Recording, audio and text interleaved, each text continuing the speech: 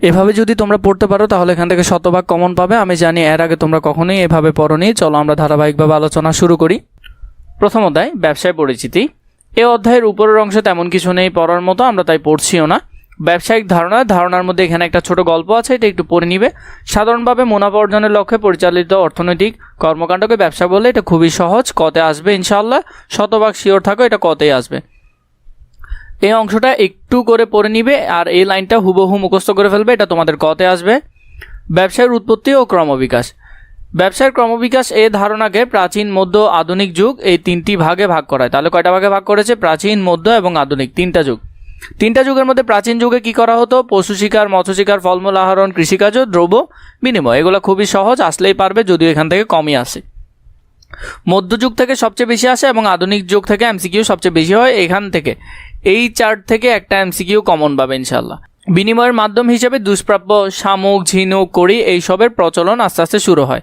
বিনিময়ের মাধ্যম হিসেবে স্বর্ণ, রৌপ্য ও অন্যান্য ধাতব মুদ্রা এবং স্বর্ণ, রৌপ্য এগুলো মধ্যযুগের। কখনের? মধ্যযুগের। কাগজীয় মুদ্রার প্রচলন শুরু হয় মধ্যযুগে, খুব বেশি গুরুত্বপূর্ণ। কাগজীয় মুদ্রার প্রচলন শুরু হয় মধ্যযুগে। বাজার ও শহর সৃষ্টি, ব্যবসা সংগঠনের উদ্ভব হয় মধ্যযুগে। এরপরে আধুনিক যুগ। আধুনিক যুগ কি? শিল্প বিপ্লব, তথ্য যোগাযোগ প্রযুক্তির উন্নয়ন।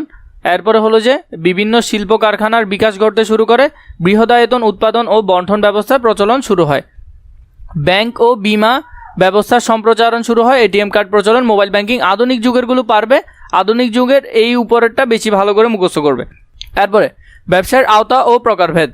বর্তমান ব্যবসায় শুধু পণ্য দ্রব্যের ক্রয় বিক্রয়ের মাধ্যমে সীমাবদ্ধ নয়, পণ্যদ্রব্য, সেবাকর্ম, উৎপাদন, পণ্যদ্রব্য বিনিময় ও তার সহায়ক কাজের সমষ্টিকে কি বলে? ব্যবসা বলে। ব্যবসার ধারণা আমরা এখান থেকেও পেলাম, কতে আসতে পারে, এর কোশ্চেনটা ভালো করে দেখবে। পণ্যদ্রব্য বিনিময় সংক্রান্ত সহায়ক কাজ পরিবহন, বিমা, ব্যাংকিং, গুদামজাতকরণ ও বিজ্ঞান গুরুত্বপূর্ণ ভূমিকা পালন করে।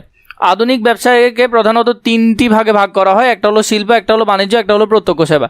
শিল্প, বাণিজ্য, প্রত্যক্ষ সেবাকে এই তিন ভাগে ভাগ করা হয়। খুবই ভালো করে দেখবে, তোমাদের জন্য খুব বেশি গুরুত্বপূর্ণ। এরপরে হলো যে ব্যবসায়ের মধ্যে যেমন শিল্প, বাণিজ্য এবং প্রত্যক্ষ সেবা এই তিনটা ভাগে ভাগ করে। শিল্পকে পাঁচটা ভাগে ভাগ করে, প্রজনন, নিষ্কাশন, নির্মাণ এবং সেবামূলক শিল্প, এগুলো খুবই গুরুত্বপূর্ণ। বাণিজ্যকে আবার ভাগ করে পণ্য বিনিময়, যেমন ক্রয় বিক্রয়, পরিবহন, গুদামজাতকরণ, ব্যাংকিং, বিমা, এগুলোকে ভাগ করে। প্রত্যক্ষ সেবার মধ্যে কি আছে? আইন বৃত্তি, ডাক্তারি, প্রকৌশলী, অডিট ফার্ম। কোয়েশ্চেন হবে এই অংশ থেকে, এটা ভালো করে দেখবে, এই অংশ থেকে কোয়েশ্চেন হবে।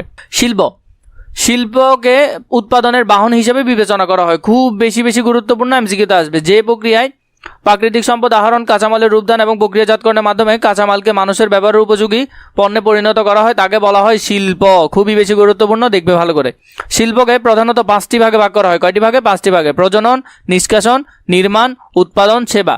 উদাহরণ খুব বেশি গুরুত্বপূর্ণ। প্রজনন শিল্প উৎপাদিত সামগ্রিক পুনরায় সৃষ্টি বা উৎপাদনের কাজে ব্যবহার, যেমন নার্সারি এবং হ্যাচারি। উদাহরণগুলো খুব বেশি মনে রাখবে।